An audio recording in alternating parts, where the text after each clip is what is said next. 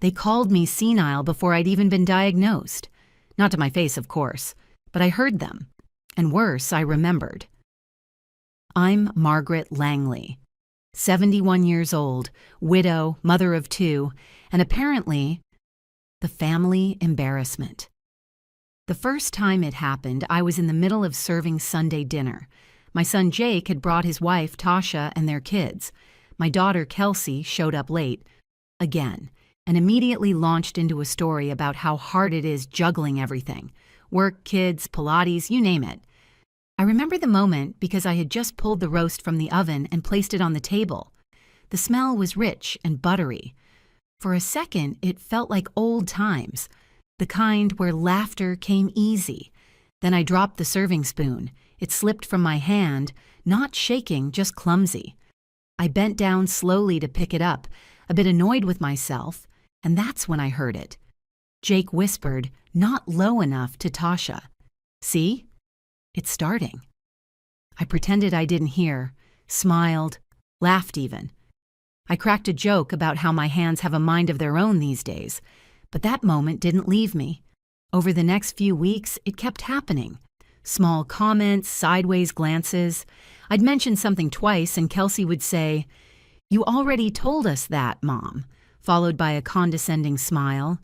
Tasha started bringing pre-prepared meals, just in case I forget to cook. Then came the moment I couldn't ignore. I was sitting on the porch swing, sorting through the mail.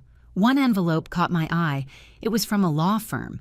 When I opened it, I saw the words, "Transfer of durable power of attorney." My heart nearly stopped. It was already filled out, with Jake's name. No warning, no conversation, just an assumption that I was incapable. That night, I confronted him.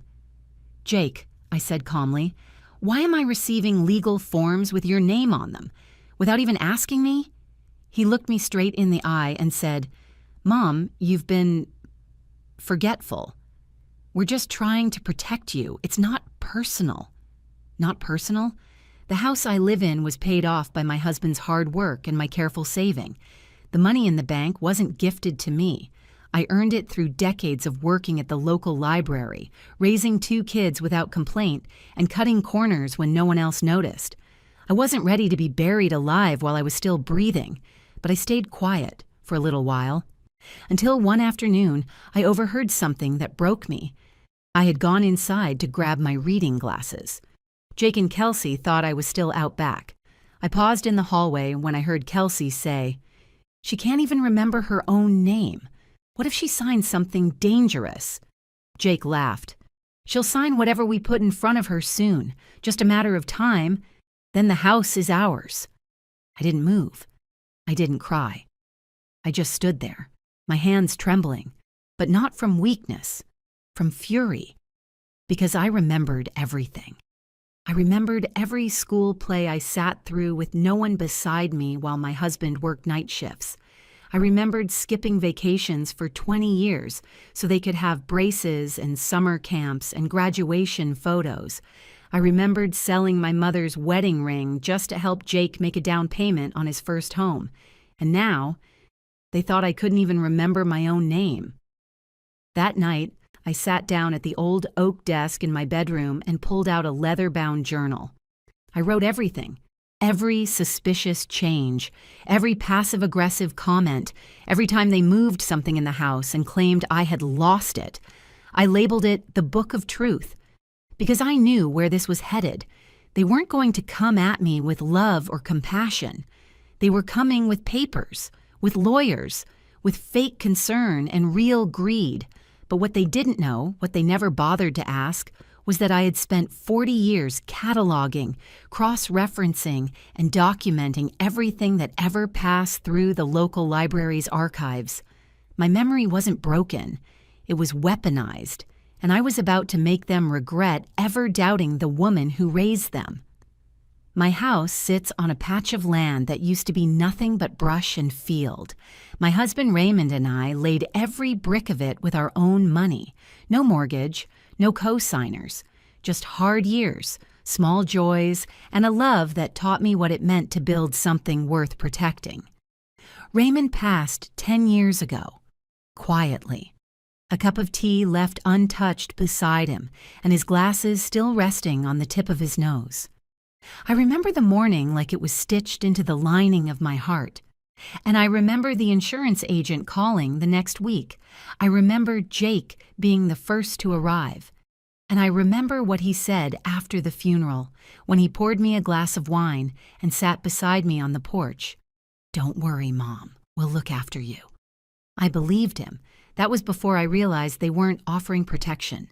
They were preparing a takeover. The signs came slowly, little shifts, like when Jake offered to help with my bills. He asked for access to my online accounts so he could keep things tidy. At first, I appreciated it. Technology isn't my strong suit. Then I noticed my grocery account showed charges for items I hadn't bought, wine I didn't drink, clothes I didn't wear. When I asked about it, he shrugged. "Oh, I probably used the wrong card. I'll fix it." He never did. Then came the mail. Letters I never saw before, some already opened, some marked past due. I found a cable bill addressed to an apartment complex I'd never lived in. I took it to Kelsey, hoping for clarity. She smiled and said, "You must have gotten it mixed up. Maybe you grabbed someone else's mail." But it had my name, my address, my signature. That night, I opened a shoebox under my bed where I kept old birthday cards and bank statements. I started comparing signatures, and that's when I saw it. They weren't the same. Someone was signing on my behalf. A chill ran up my spine. My hands, those same hands that once turned hundreds of pages every week, felt cold as stone. It was happening.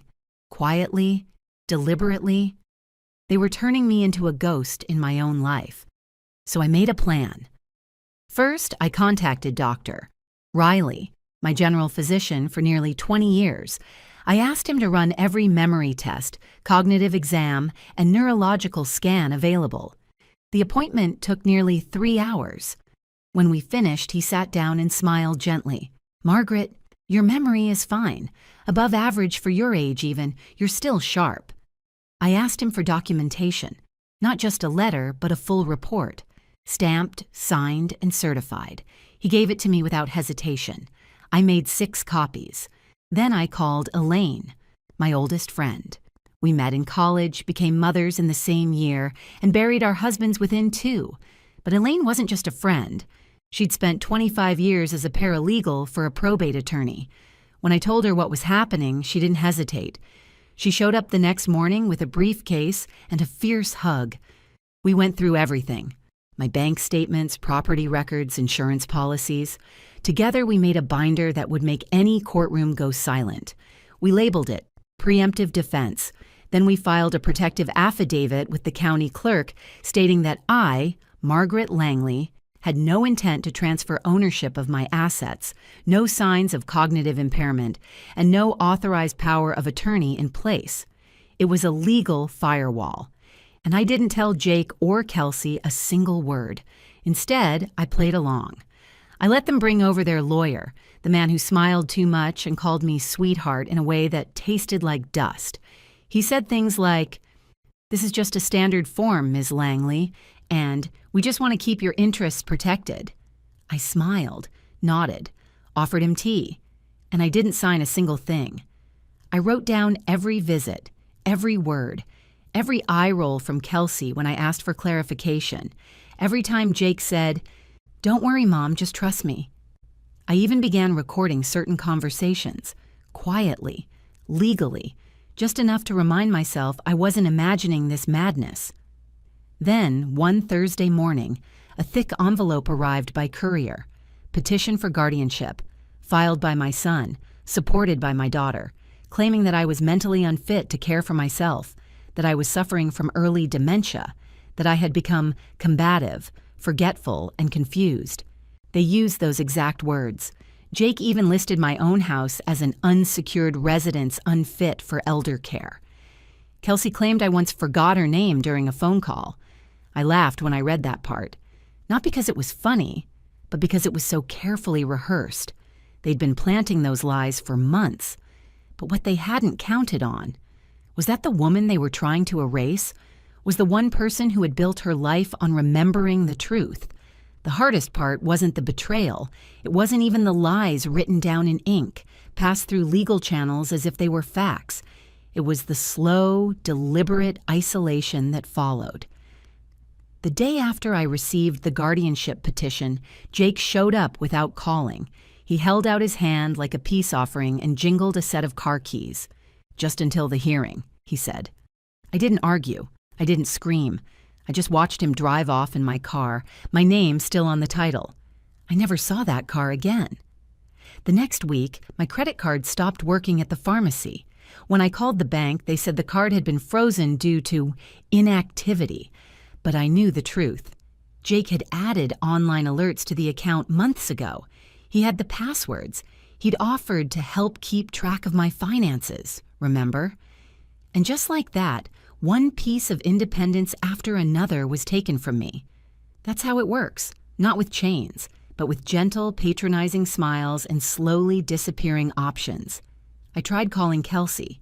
No answer. Then I tried her daughter, my granddaughter, Emily. She picked up on the first ring. "Grandma?" she whispered like she wasn't supposed to be talking to me. "Hi, baby," I said, forcing cheer into my voice. "How's school?" There was a pause. Then she said something that cracked my heart in two. "Mom says you don't even know who I am anymore."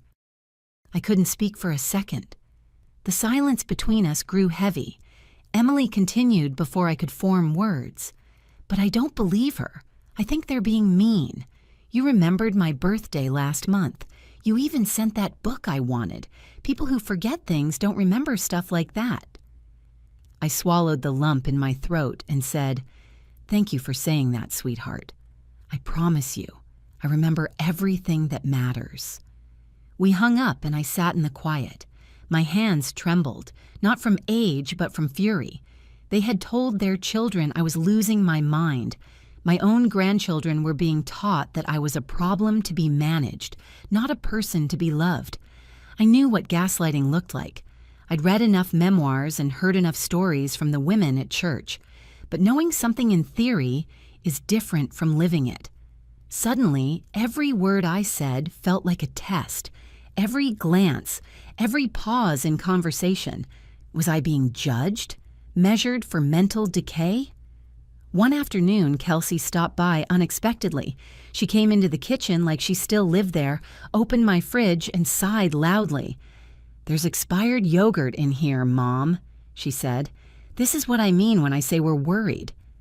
"It expired yesterday," I said quietly.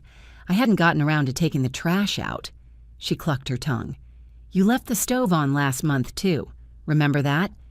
I turned it off 2 minutes later, and I was boiling tea water. She ignored me, scanning the kitchen as if she were an appraiser sizing up a distressed property. Then she pulled out a thick manila folder. "These are the arrangements Jake and I worked out. It's a really nice assisted living center. You'd have your own bathroom, even a small garden." I took the folder and slid it into a drawer. "Thank you," I said. "I'll look over it." She looked surprised, almost disappointed. But what she didn't know was that the drawer had a tiny audio recorder inside, voice activated. I was collecting evidence. Because if they were going to try to put me away, they'd have to do it with me wide awake and with a trail behind them. That night, I opened my book of truth again and wrote it all down. The visit, the expired yogurt, the pamphlet, the garden, everything. Then I opened a new tab on my old laptop and began uploading scanned copies of every journal entry, every recording, and every legal document into a secure cloud drive. I sent access to 2 people, Elaine, my paralegal friend, and Dr. Riley, my physician.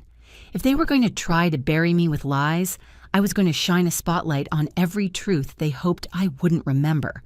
Because the greatest irony was, they counted on me being silent. But I was never going to be. I had spent my entire life as the background of their story, the woman who cooked and cleaned, supported and sacrificed, bent and folded and yielded. But now I was the one writing the story. And my voice was finally going to be heard. Courtrooms are colder than they look in movies. Not just in temperature, but in spirit. Something about the polished benches, the quiet hum of fluorescent lights, the low murmur of paperwork being shuffled. It makes you feel like you're already on trial the second you walk in. I hadn't stepped foot in a courthouse in over 30 years, not since Raymond and I finalized the deed to the land. But that morning, I walked in, wearing my husband's old watch and the blue wool coat I'd saved for special occasions. I stood tall, spine straight, every gray strand pinned back like armor. Elaine walked beside me, carrying a thick black binder and a look that could turn cement to dust. Jake and Kelsey were already seated. Jake wore a charcoal suit he hadn't ironed. Kelsey wore pity like perfume, faint but cloying. They didn't make eye contact with me. Their lawyer, Mr. Granger, nodded as I passed and said, "Good morning, Ms. Langley." I smiled. "We'll see." We sat.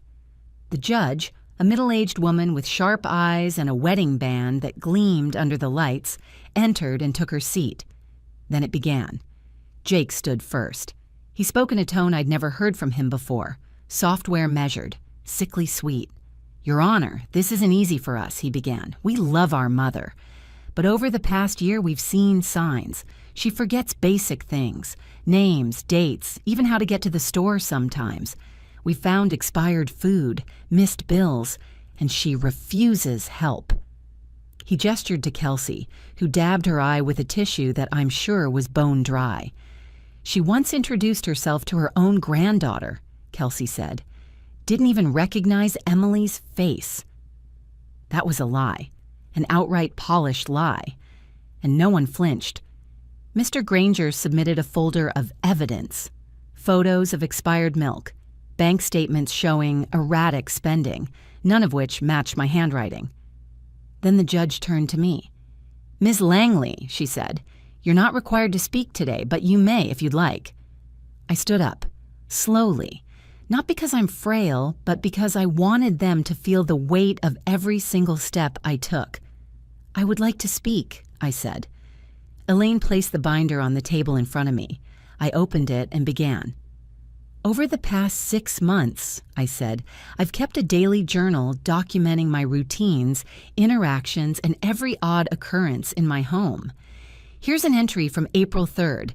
Found the phone bill in the trash even though I hadn't paid it yet. Wondered if Jake threw it out when he came to check the mailbox." I flipped the page. April 14th. Kelsey brought over pre-made meals, noticed the fridge light wasn't working, later found the bulb unscrewed, made note to document these strange patterns. Flip. April 27th. Credit card declined. Called bank. Found someone had set up a secondary user with online access. That user? Jake Langley. Jake's face paled. Kelsey's lips pressed tight. I kept going. May 12th. Recorded conversation in which Jake said, quote, "She's too out of it to know what's hers anymore." I looked up and pressed play on the small recorder in my hand. Jake's voice filled the courtroom. Every word crystal clear, no distortion, no context needed. "She's too out of it to know what's hers anymore. Just give it a few months. Then we can sell the place and split it." The courtroom fell silent. Even Mr. Granger leaned back slightly in his chair. I looked directly at the judge. I may be old. I may forget where I left my keys or whether I fed the cat, but I haven't forgotten who I am. I haven't forgotten what's mine, and I certainly haven't forgotten what betrayal sounds like.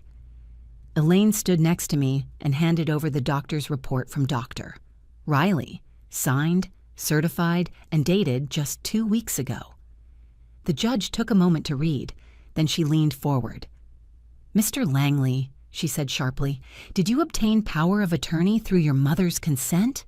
Jake stammered. Well, I assumed. That will be a yes or no?" "No," he admitted. The judge nodded. "Petition for guardianship is denied, and given the nature of this recording, Ms. Langley, you may file a claim for elder abuse or financial manipulation if you choose. You retain all rights to your estate, your assets, and your independence." I didn't speak. I didn't need to. Jake lowered his head. Kelsey turned her face away. And just like that, the courtroom doors opened again. But this time, I walked out stronger than I had walked in, because I hadn't just won my case. I had reminded my children, my betrayers, that this old woman still had a voice, and they would never drown it out again. The silence after the hearing was louder than the gavel. Jake didn't look at me as I passed him in the corridor.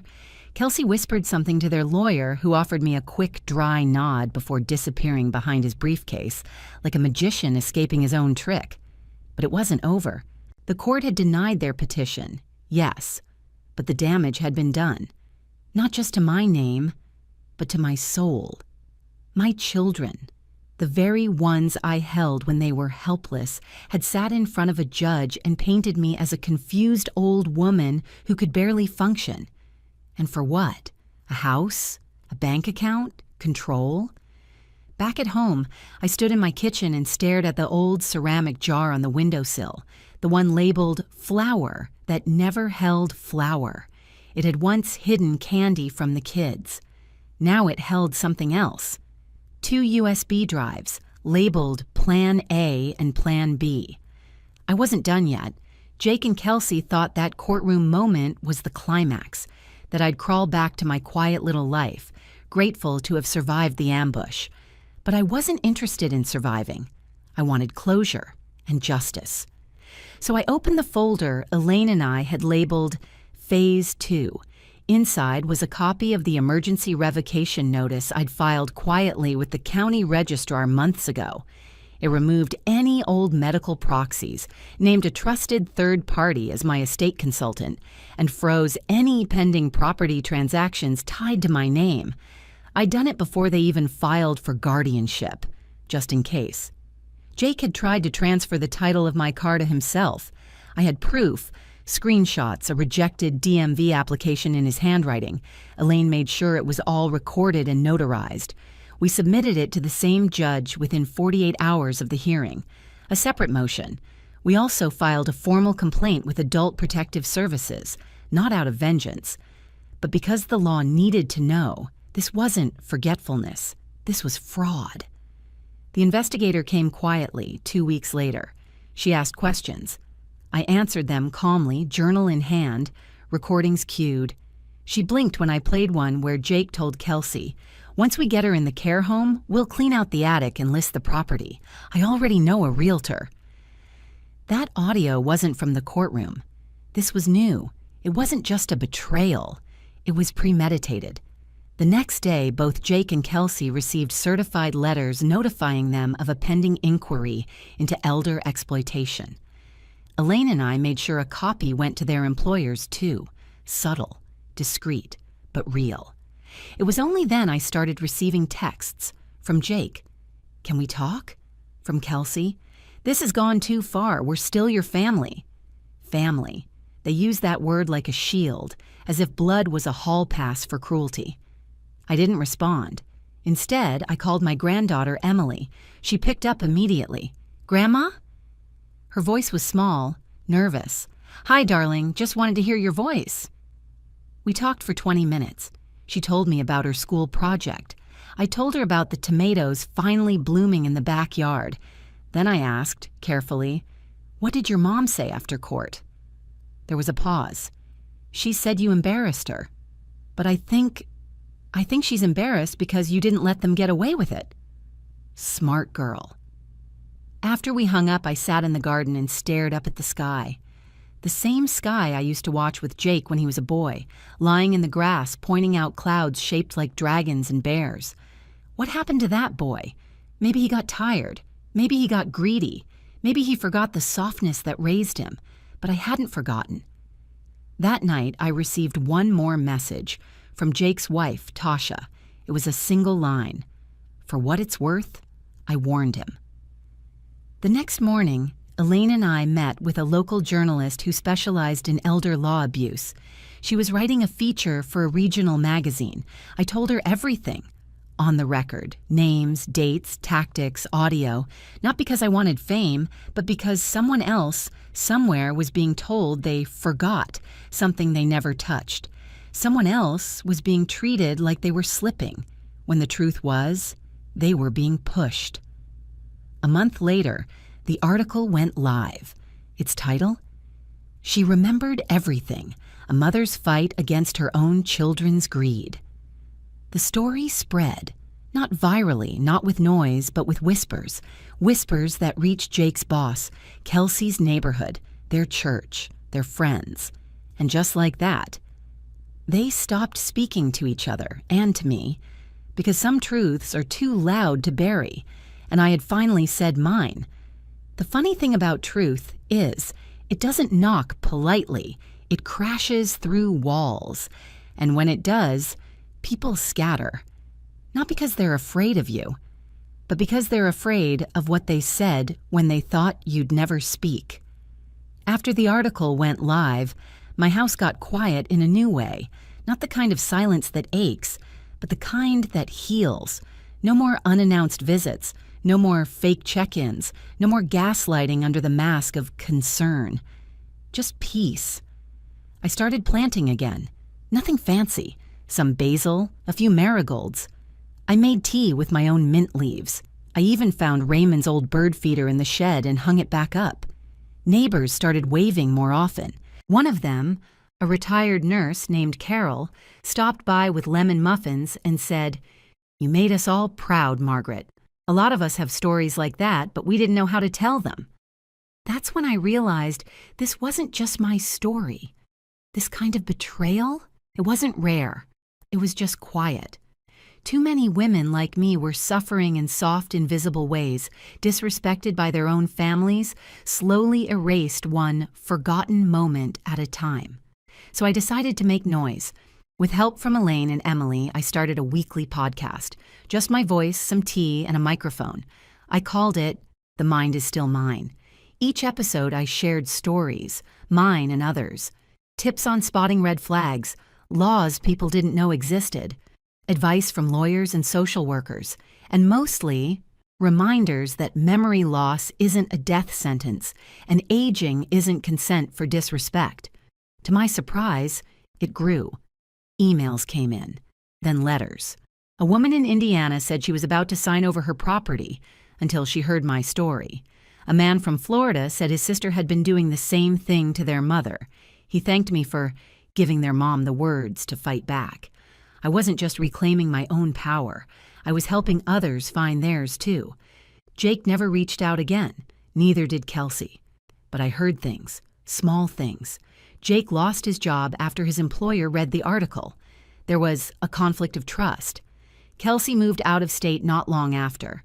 Her marriage didn't survive the shame. I didn't gloat. I didn't smile. I just kept planting.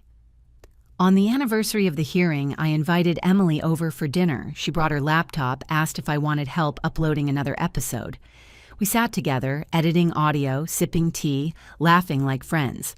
And at one point, she turned to me and said, "I'm sorry they tried to take everything from you." I looked at her, this smart, kind, brave girl, and said, "They didn't take everything. They just taught me what was actually mine." It's been nearly 2 years now. The leaves have turned and fallen twice. The birds keep coming back to the feeder. My garden, once patchy and tired, now blooms every spring like it's defying time itself. I still live in the same house, mine, legally and emotionally. The floors still creak in the same places. The window still sticks in the upstairs hallway, and I still have the drawer full of journals marked truth. But I haven't needed to add to them in a long while. Some wounds close with bandages, others with distance. Jake and Kelsey? They never spoke again. Not to me, not to each other. What they did and what they lost split more than my trust. It fractured whatever illusion of unity they once performed. I grieved that. Quietly. In the mornings, mostly, with coffee and the sound of the wind. You can love someone your whole life and still choose to live without them. And sometimes, that's the bravest choice of all. Then, one afternoon, something unexpected happened. I was at a small local event, a fundraiser for senior outreach programs. I had just spoken on stage, sharing my story, answering questions. As I walked down the steps, a woman approached me. Dark hair pulled back neatly, tired eyes, nervous smile. It was Tasha, Jake's ex-wife. I hadn't seen her since the courtroom, but I remembered the look on her face even then, tight-lipped, withdrawn, quietly horrified. She took a deep breath. I just wanted to say, "I'm sorry, I should have said something sooner. I knew something wasn't right, but I stayed out of it." I studied her face for a moment, not coldly, just gently. "I appreciate that," I said, "and I know how hard it is to speak up when it feels like no one's listening." She hesitated, then handed me a small envelope. "This is from Emily. She's applying to universities. She wrote about you in her essay." I opened the letter that night after dinner. Inside was a printed page. The title read, "The Woman Who Remembered Everything." She wrote about how I taught her to tell the truth, even when it hurts. How I showed her what resilience looks like. How I turned a courtroom into a battleground and walked out a survivor.